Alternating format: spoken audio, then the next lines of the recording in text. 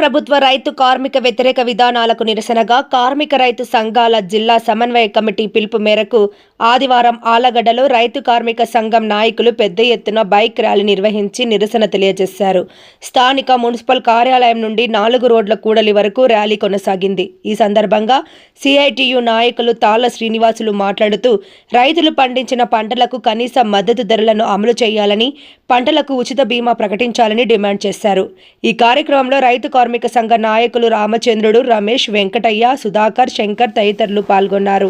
CPM పార్టీగా, సిఐటిగా, అదే కార్మిక సంఘంగా, రైతు సంఘంగా ఈరోజు జాతీయ పిలుపు మేరకు ఈరోజు ఆళ్లగడ్డలో నగర పంచాయతీ నుంచి నార్లోళ్ల సెంటర్ వరకు ర్యాలీ నిర్వహించాము.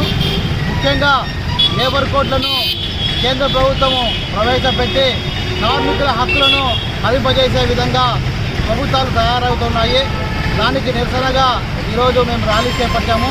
అంతేకాకుండా రైతులకు వాళ్ళు పండించిన పంటలకు గిట్టుబాటు ధర లేకుండా ప్రభుత్వాలు నిర్వహిస్తూ ఉన్నాయి. దానివల్ల రైతులు నష్టపోతున్నారు. లేబర్ కోడ్లను ఏవైతే లేబర్ కోడ్లు ఉన్నాయో అవన్నీ కూడా కార్మికులు నష్టదాయకంగా ఏర్పాటు చేస్తున్నారు. దానివల్ల కార్మికులు కనీస వేతనం రాకుండా కోర్టుకాలంలో పోతాయి. మేము ఆల్రెడీ సుప్రీంకోర్టు తీర్పు ఇచ్చింది. ప్రతి కాంట్రాక్ట్ కార్మికులు కనీస వేతనాలు ఇవ్వాలా. తర్వాత 10 సంవత్సరాలు పైబడిన వాళ్ళందరినీ కూడా పర్మనెంట్ చేయాలని చెప్పి సుప్రీంకోర్టు తీర్పు ఇచ్చింది. అదేవిధంగా కార్మికులు 30-40 సంవత్సరాల నుంచి పనిచేస్తున్నా ఆల్రెడీ వాళ్ళకు పర్మనెంట్ అనేది లేదు. చివరికి వాళ్ళు ఇంటికి పోతున్నా కూడా వాళ్ళకి పింఛన్ సౌకర్యం లేదు. ఈపీఎఫ్ నుంచి జీపీఎఫ్గా మార్చండి అని చెప్పి కార్మికులు ప్రతి ఒక్కరు కూడా ధర్నాలు, రాష్ట్రాలకు నిర్వహించి చేస్తున్న ప్రభుత్వాలు మొండి వైఖరి వ్యవహరిస్తూ ఉన్నాయి. ఆ తీరు నిరసనగా ఈరోజు ర్యాలీ చేపట్టడం జరిగింది.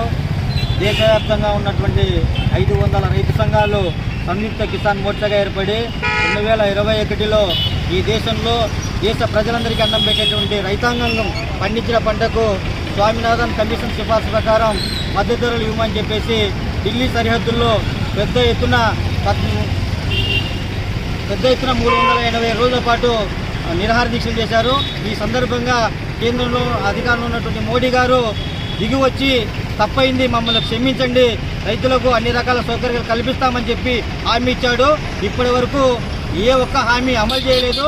అమలు చేయకపోగా ఇప్పుడు పంజాబ్ రైతాంగం 51 రోజులు దళ ఇవ్వాలని చెప్పేసి 51 రోజులు నిరాహార దీక్ష చేస్తుంటే ఆ రైతులపైన దౌర్జన్యంగా కేసులు పెట్టి బలవంతంగా రైతులను అరెస్ట్ చేస్తున్నారు. ఈ విధానానికి వ్యతిరేకంగా ఈ దేశవ్యాప్తంగా ఎవరైతే పంటలు పండించే రైతాంగం ఉన్నారో రైతాంగం పండించినటువంటి అన్ని రకాల పంటలకు స్వామినాథన్ సిఫార్సు కమిషన్ ప్రకారం రైతులు అన్ని పంటలకు మద్దతు ధరలు ప్రభుత్వం కల్పించాలా.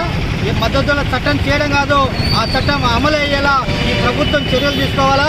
అదేవిధంగా కార్మికులు పోరాడి సాధించుకున్నటువంటి ఏవైతే హక్కులు ఉన్నాయో ఆ హక్కులను హరించి వేసే విధంగా వచ్చే నెల ఏప్రిల్ 1వ తేదీ నుంచి 4 లేబర్ కోడ్లు తీసుకొస్తుంది. ఈ లేబర్ కోడ్ తీసుకురావడం వల్ల కార్మికులకు హక్కులకు నష్టం కలుగుతుంది. అదేవిధంగా ప్రజలందరి ఆస్తులైనటువంటి ప్రజల ఆస్తులను ఈరోజు కార్పొరేట్ కంపెనీలకు అప్పనంగా ఈ ప్రభుత్వం దోచిపెడుతుంది. ప్రభుత్వ రంగ సంస్థలు కాపాడాలని, కార్మిక హక్కులు కాలరాసేటువంటి చర్యలను రద్దు చేయాలని, రైతాంగం పండించే పంటలకు గిట్టుబాటు కల్పించాలని చెప్పేసి దేశవ్యాప్తంగా ఈరోజు నిరసన ర్యాలీలు, ట్రాక్టర్ ర్యాలీలు, బైక్ ర్యాలీలు జరుగుతున్నాయి.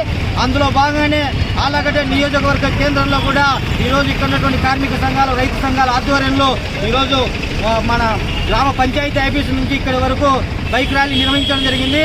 భవిష్యత్తులో ఈ కేంద్రంలో ఉన్నటువంటి బీజేపీ ప్రభుత్వం రైతాంగం పండించిన పంట గిట్టుబాటు కల్పించాలా, ఉపాధి హామీ పని దినాల్లో పని దినాలు పెంచాలి, కూలీ రేట్లు 600 రూపాయలు పెంచాలి. అదేవిధంగా మా కార్మికులకు ఉన్నటువంటి హక్కులను హరించి వేసేటువంటి పద్ధతి తీసుకురాకూడదు. ఇటువంటి పద్ధతి తీసుకొచ్చే భవిష్యత్తులో కార్మిక కర్షకులు అందరం ఏకమై ఈ ప్రభుత్వాలకు వ్యతిరేకంగా పోరాడతాం. ఈ ప్రభుత్వం గతంలో పార్లమెంట్లో ఉండగానే విద్యుత్ బిల్లులు పెంచబోమని చెప్పేసి హామీ ఇచ్చింది. ఈరోజు అదానీ కంపెనీకి అమ్ముడు పోయి ఈరోజు మోడీ గారు ఆ కంపెనీ విద్యుత్తును ప్రైవేటు వాళ్ళకు అప్పచెప్పినాడు. ఫలితంగానే ఈరోజు ప్రజలందరిపైన భారం పడింది. మన రాష్ట్రంలో ప్రస్తుతం మధ్యకాలంలో ఈ ప్రభుత్వం కూడా గతంలో ఉన్నటువంటి ప్రభుత్వం చేసే తప్పుల్ని ఇప్పుడు చేస్తుంది. అధికారంలోకి రాకముందు మేము విద్యుత్ ఛార్జీలు పెంచమని చెప్పారు. అధికారంలోకి వచ్చిన తర్వాత ఈరోజు కరెంట్ ఛార్జీలు పెంచితే సైలెంట్గా ఉన్నారు.